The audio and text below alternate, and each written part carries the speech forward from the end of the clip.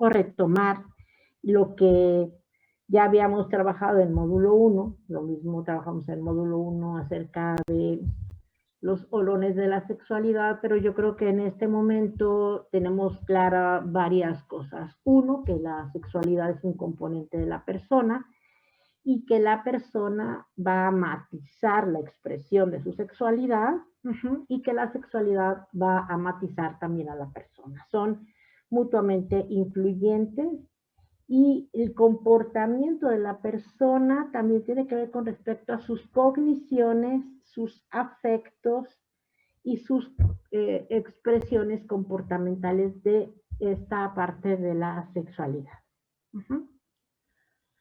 Ahorita, en este tiempo, hay mucho cuidado de cómo se expresan sexualmente los hombres. ¿Sí? Se han dado cuenta de que ahora, si un hombre se expresa sexualmente violentando la integridad de la mujer, se le puede acusar de abuso, ¿no? De acoso, perdón, acoso sexual. ¿Sí? ¿Qué piensan, chicos, al respecto?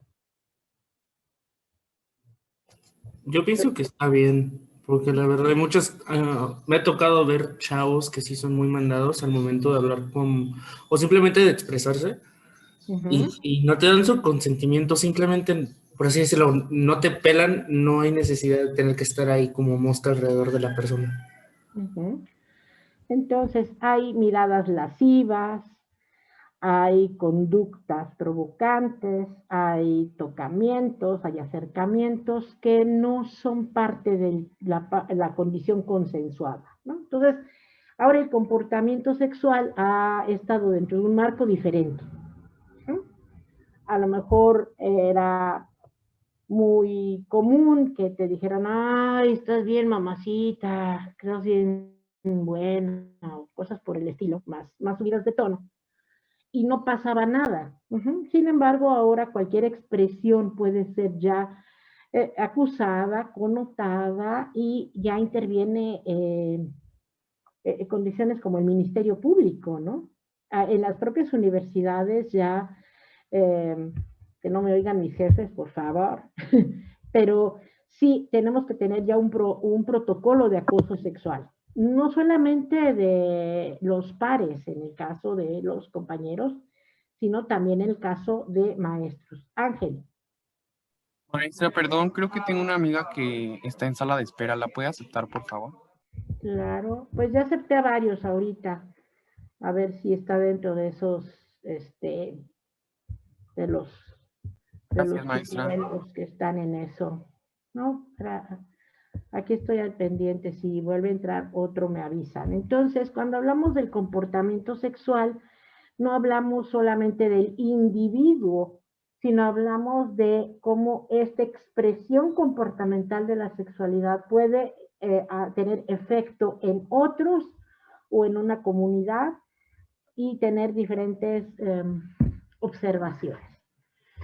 Muchos de nosotros hemos transcurrido nuestra historia hablando mal acerca de la sexualidad, ¿no? Entonces, ay, es que esta sexualidad de esta mujer es muy provocadora.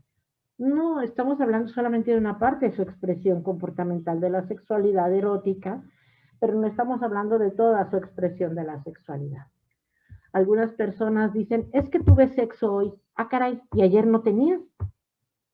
¿O cómo, qué pasó con tu sexo ayer y antier? Entonces, cuando hablamos de estos conceptos, y por eso quiero retomarlos el día de hoy, es para que hablemos como debe de ser, ¿no? Que hablemos no como la gente común y corriente, sino que cuando hablemos de sexo, entendamos que al hablar de sexo no estamos hablando de una relación sexual coital, estamos hablando de un término de conjunto de características biológicas que definen a los hombres, digo a los humanos, como hembras o machos. Hasta ahí, ¿no? Entonces, cuando alguien dice, hoy tuve sexo, pues entonces dices, ah, qué bueno. ¿Y cómo le vas a hacer para tener mañana? Porque se te pierde o se te disuelve en el agua o cuando te bañas ya no existe. Entonces, hablemos cuando hablamos de tener relaciones sexuales, podemos hablar de relaciones sexuales coitales o relaciones sexuales no coitales. Finalmente, pueden ser relaciones sexuales. ¿Es Melissa la que quiere entrar, Ángel? Porque es la que acaba de... No, maestra, era otra compañera. ¿Ya está Melissa no era. dentro? Sí, me dijo que ya está dentro. Ok, o ya se desanimó de tocar la puerta. Bien, entonces sigamos con el asunto de por qué es importante que nosotros podamos entender los conceptos y aplicarlos idóneamente. Cuando hablamos entonces de sexualidad, nos vamos a hablar de esta dimensión fundamental del ser humano, basada en el sexo, perdón, e incluye el género, la identidad de sexo, la identidad de género, la orientación sexual, el erotismo, la vinculación afectiva, el amor y la reproducción en un contexto específico cultural. ¿Por qué hago mucho énfasis en el asunto cultural? Porque la cultura nos permea hasta en nuestros deseos. Somos las personas con más deseos premeditados y construidos por la sociedad. Ay, es que yo deseo unos tenis Adidas marca taca, taca, taca, ¿no? A Chihuahua. ¿Ese deseo es tuyo o te lo generó la cultura? Es que yo deseo tener al Capitán América junto a mí. Ay, ni digan eso porque ahorita que estoy enferma me va a dar hasta tos nada más de pensar en el Capitán América, ¿no? ¿Por qué deseo el Capitán América? Pues porque me lo vendieron. Porque me lo recetó también el doctor Rodríguez Rodríguez. Dijo, esta pobre mujer necesita Capitán América para que la aliente. Entonces, estamos viendo que nuestra sexualidad está permeada por la cultura. En muchos comportamientos los aprendemos, los vemos. Yo recuerdo una serie que se llamaba El Oso, un documental de un osesno que quedó sin mamá y un oso lo adopta. Y cuando el oso, para copular, empieza a derribar árboles para demostrar su virilidad, su fuerza, y que la osa se dejara reproducir con él, ahorita me olvidó el nombre, se ve que el osito empieza a mover también un arbolito, ¿no? Él no tenía la idea clara de para qué estaba haciendo eso, pero estaba imitando patrones de el oso.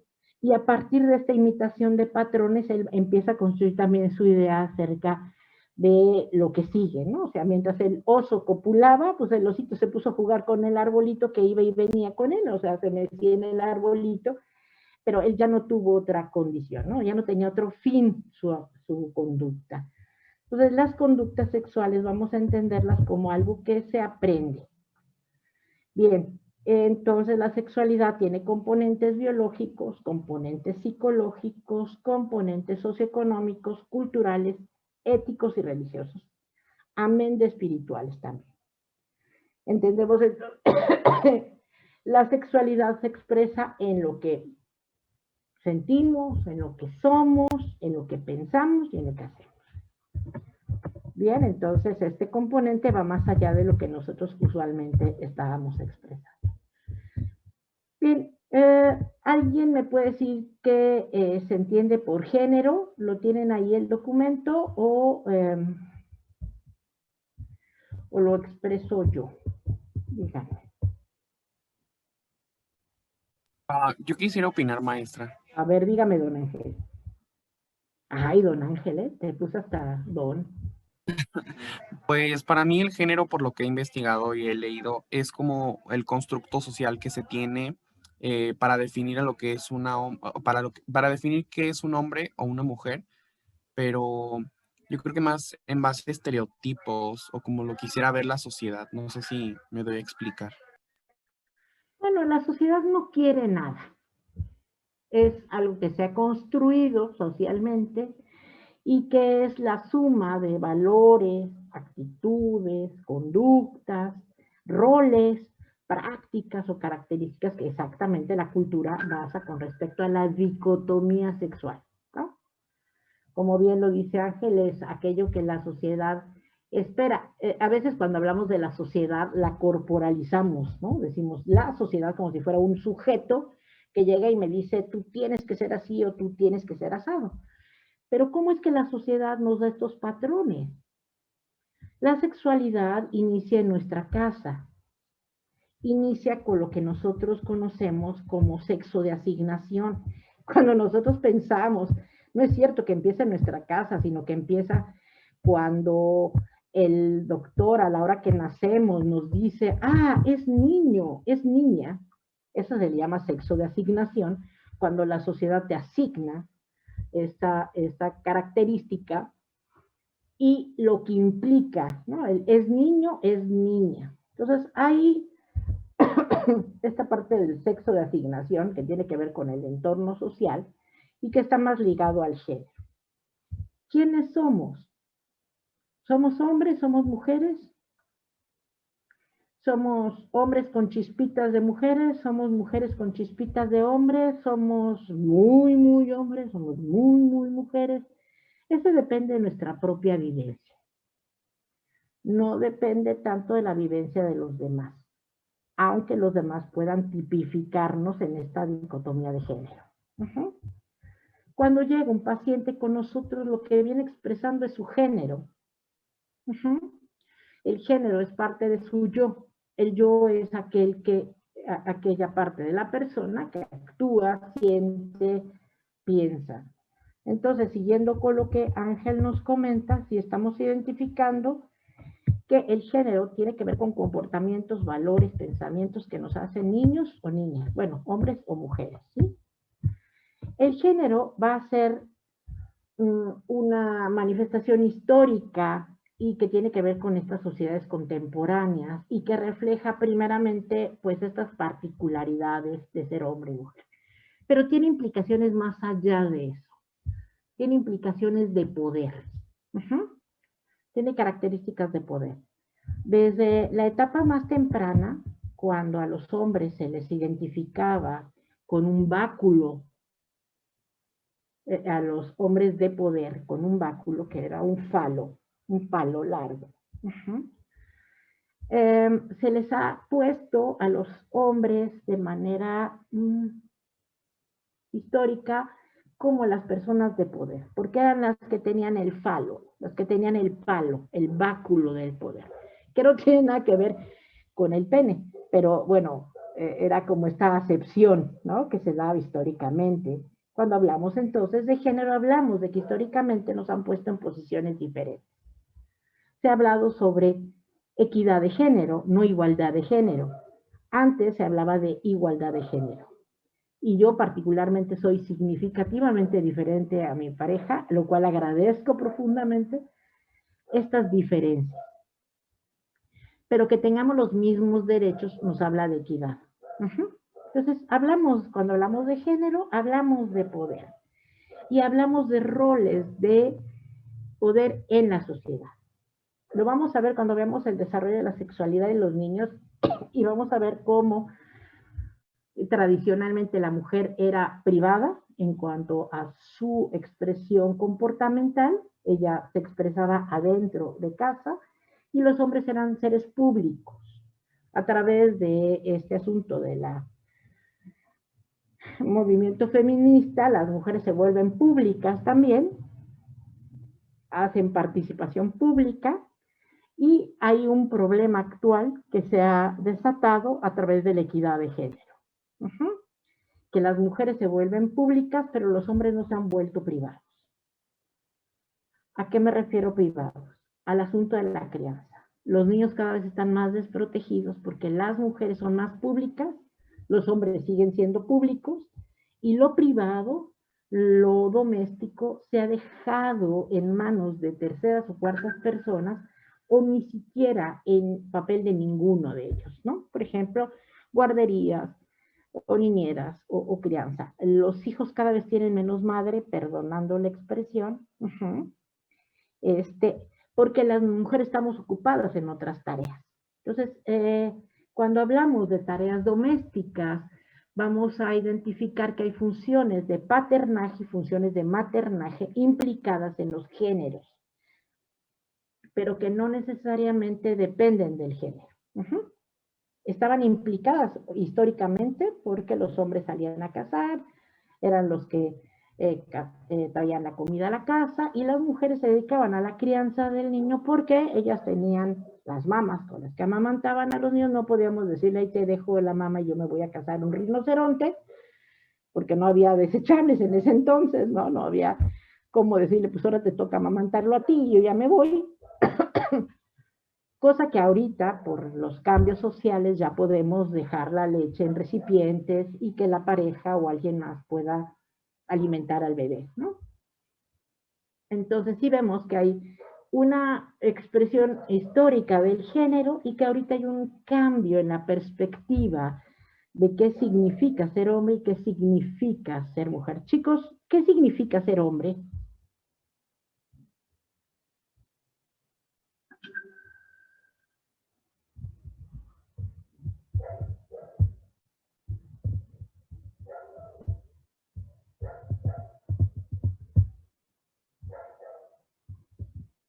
¿Ya se me fueron todos los hombres de este lugar o qué onda?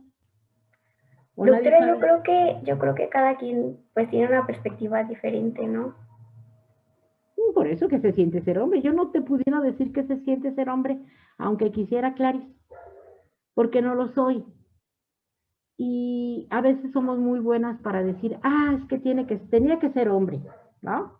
O todos los hombres son iguales. Ahorita Clarisa nos dice que ser hombre no significa para todos lo mismo y que tampoco podemos encasillar de todas las mujeres son así, todos los hombres son así. Perdón. Entonces, pues tengamos la oportunidad de escuchar qué se siente ser hombre. Creo que depende más que nada de cómo educaron a uno, ¿no? ¿Qué se siente ser hombre, Jorge? Tú dime. Pues ¿Es chido? no hay un sentimiento como tal. Bueno, sí hay más libertades. Por ejemplo, tengo una prima de mi edad y a mí me dejan hacer más cosas que a ella porque es mujer, o sea, eso. Probablemente. Entonces algunos dicen, no se siente muy padre ser hombre, o no sé si se sienta más padre ser hombre que mujer. Nosotros las mujeres de repente decimos, ay, qué padre ser hombre. Orinar parado, que es una de las tareas más complicadas porque orinar y sentarnos en los sanitarios es muy complicado. Y luego algunas dicen, no, pues así como por encimita, pero lo que no saben es que entre más distancia haya entre el inodoro y nosotros, la presión de la orina hace que salpique más y que entonces de todas maneras tengamos infección. O cuando llegamos a baños que están horribles y decimos, ay, por Dios, ¿cómo voy a hacer aquí? Bueno, esas cosas. También decimos, ay, ha de ser mejor ser hombre porque nosotros menstruamos y el dolor. Ha de ser mejor ser hombre porque nosotros tenemos los hijos y el parto, ¿sí? O amamantamos y tenemos toda una serie de condiciones. A veces nosotros como mujeres decimos, ay, yo creo que sería mejor ser hombre porque ellos tienen estas bendiciones. Pero no nos damos cuenta que históricamente los hombres son mucho más exigidos en cuanto a éxito, son mucho más exigidos con respecto a la capacidad económica. Si un hombre no tiene la capacidad económica para tener a su mujer con camioneta, carro, llevarla a lugares así muy lujosos de vacaciones, piensan en fracaso. Pero si una mujer trabaja y tiene para sus tortas y para sus medias, no tiene que ver con éxito y fracaso. Al contrario, una mujer que apenas le da de comer a sus hijos y que no los lleva a la playa y que no tiene camioneta, la ven como una mujer exitosa, pero no al hombre. No sé si me explico, chicos, a ver si hay otro varón que quiera usar el micrófono. Pues también en la cuestión emocional, como que pues, hay veces que los hombres también se pueden, bueno, una vez vi que éramos más propensos al suicidio porque a nosotros como hombres no se nos permitía tener o expresar ciertos sentimientos. Bueno, esa era como la relación de antes, de que teníamos que ser como el macho y así nunca como tener dolor o sentirnos tristes o llorar, siempre teníamos que mostrar que éramos lo más machos posible. Fuertes, insensibles, exitosos, competentes económicamente, viriles, unos tigres en la cama, ¿no? Entonces, hay toda una serie de expectativas sobre el ser hombre que de verdad no las tenemos conscientes. Y no es fácil ser hombre. No es fácil ser hombre en esta sociedad por la serie de expectativas que se tienen, y tampoco es fácil ser mujer con respecto al cambio, ¿no? Mientras seas una mujer que no pienses, no hables y no digas nada, eres la mejor mujer social. Pero malo que empieces a pensar. Mujer que habla latín tiene mal fin, ¿no? Ese es un refrán. Las mujeres son seres con cabellos largos e ideas cortas. No, tenemos una serie de prejuicios con respecto al ser mujer culturalmente que están en los refranes. Pero al mismo tiempo también los hombres tienen exigencias sociales que están más allá de las cosas que ellos pudieran hacer. Si un niño, un hombre llora, le dicen, ay, no seas nena. O si te pone la mesa así bien bonita, con florecitas, que yo no sé qué mujeres, porque a mí no me toca eso, y le dicen, ay, eres una nena. Pero ¿por qué es una nena? ¿No? O porque trae sus libretas bien acomodadas. Ay, qué nena. O que está bien peinado. Entonces también hay una serie de dificultades, díganme. Pero también ahí entraría como toda la cuestión del machismo, ¿no? Porque, por ejemplo, a las mujeres cuando nos ven de mal humor o tristes o cosas así, y la mayoría de las veces recibimos comentarios de hombres que, ay, es que estás en tus días o cosas así. Entonces yo siento que ni para las mujeres es fácil y tampoco para los hombres es fácil llevar como su rol de género.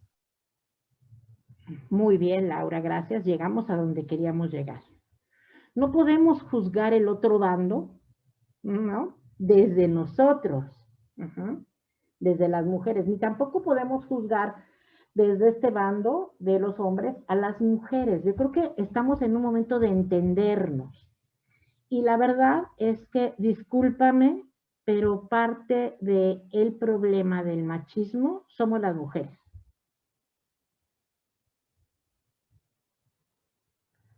Quien educa a los hombres son las mujeres, no los educan los papás. Tienen modelos machistas, cierto, pero ninguno de los hombres que están aquí, que yo pienso, nadie dijo, yo quiero ser macho y me voy a ir a la escuela de machos y voy a maltratar a las mujeres porque los machos así lo hacemos. La verdad es que ni siquiera deciden ser educados como son educados, ni tampoco nosotras, ¿no? Tampoco nosotras educamos nuestro género a elección. Empezamos a retomar como en la adolescencia y decimos, ay, no. Si mi hermano sale a las 4 de la mañana, yo también quiero llegar a las 4 de la mañana. Y no es cuestión de derecho, es cuestión de vulnerabilidad. Los niños no se embarazan, pero las niñas sí, ¿no? Entonces ahí hay una condición de que están cuidando el nido para que no llegue con pollitos, ¿no? Esa es una idea que está muy ligada a vamos a proteger a la mujer porque ella es más vulnerable. Antes se pensaba que solamente se violentaba sexualmente a la mujer, ahora sabemos que también se violenta sexualmente a los hombres. Antes pensábamos que eran bien machistas los hombres y ahora sabemos que somos bien machistas las mujeres. ¿Sí? Entonces también funcionamos como con esta ir y venir sin darnos cuenta. Oye, tu novio te llevó a cenar, sí. ¿Y a dónde te llevó? A tal lado. Ay, qué chafa. ¿No? Ya le estamos pidiendo cierto estatus. Oye, fíjate que fuimos a cenar y pagamos los dos. Ay, no inventes.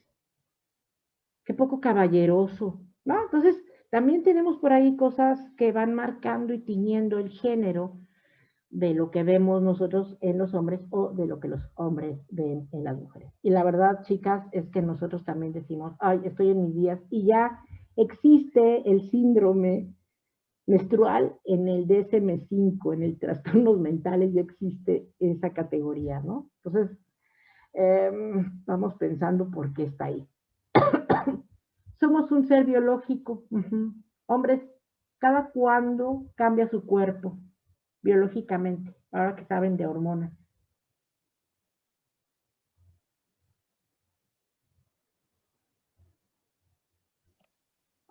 A partir de los 13 años. Y ya no vuelve a cambiar hasta No. que entran en un proceso de declive hormonal. Pero a las mujeres nos cambia el cerebro cada mes. Y durante el mes nos cambia el cerebro porque somos hormonas, no porque seamos histéricas o porque seamos neuróticas, porque así es nuestra biología. Entonces, durante un mes vamos cambiando de hormonas y luego renovamos y otra vez y otra vez. El cerebro de la mujer cambia cada mes, el cerebro del hombre no cambia. Me refiero con respecto a las hormonas, ¿sí? No que se queden estáticos, sino las hormonas no influyen en su cerebro como influyen en el de la mujer. ¿Qué piensan, chicas?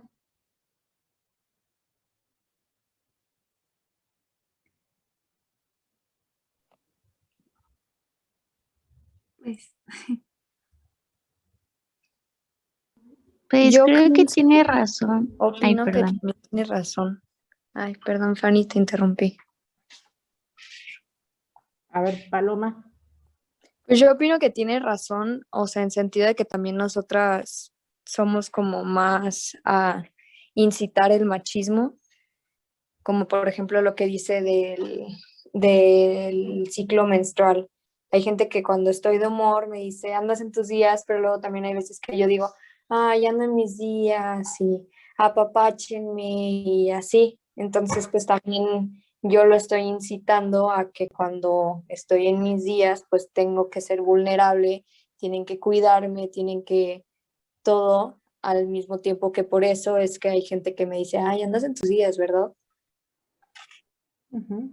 Somos parte del problema a veces, sin darnos cuenta.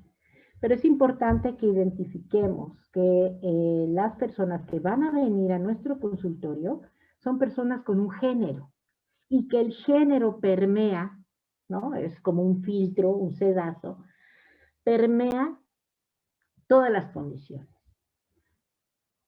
Cuando uno mismo como mujer dice, yo no voy con esa ginecóloga porque es mujer. En serio, lo decimos, ¿no? ¿Por qué es mujer y qué? ¿Los ginecólogos hombres son mejores o por qué piensan eso? O cuando se anuncian los médicos, qué mejor ser cirujana de mujeres porque sé lo que se siente ser mujer. Y que los hombres no tienen la capacidad de empatía, de identificar las necesidades de una mujer. Claro que los tienen, ¿no?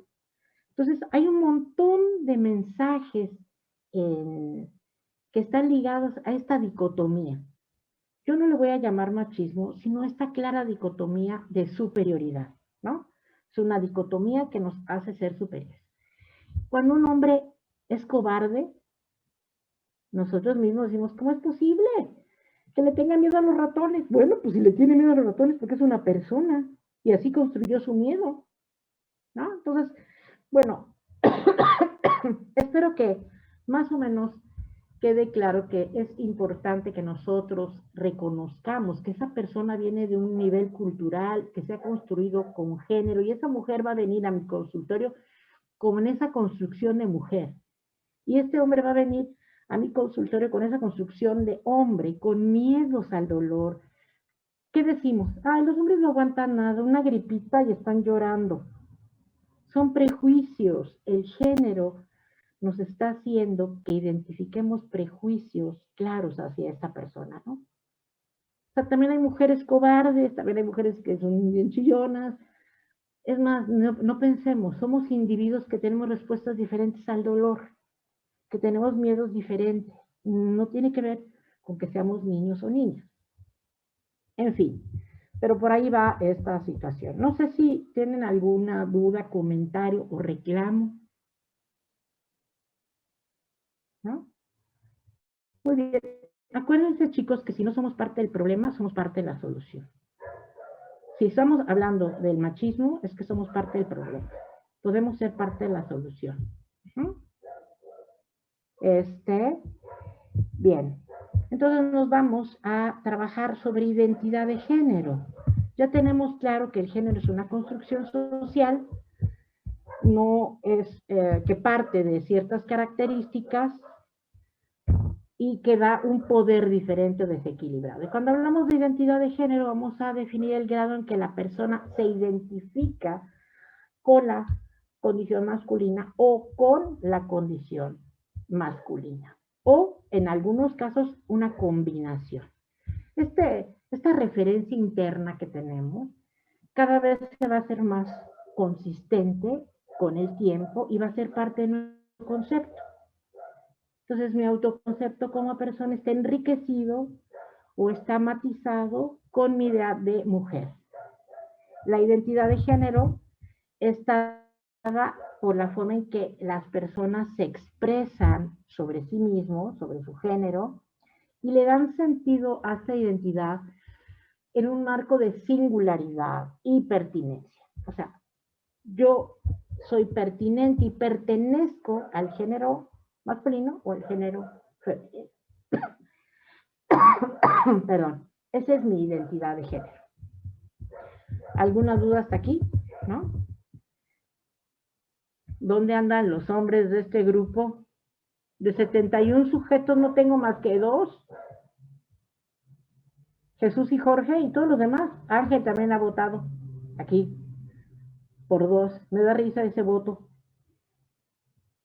Ya nadie más. Todos los demás, todas las demás son mujeres. Ah, qué bien. Cuando les pregunté qué siente ser hombre, todo el mundo cayó. Está bien, está bien. Allá ustedes, su mala cabeza.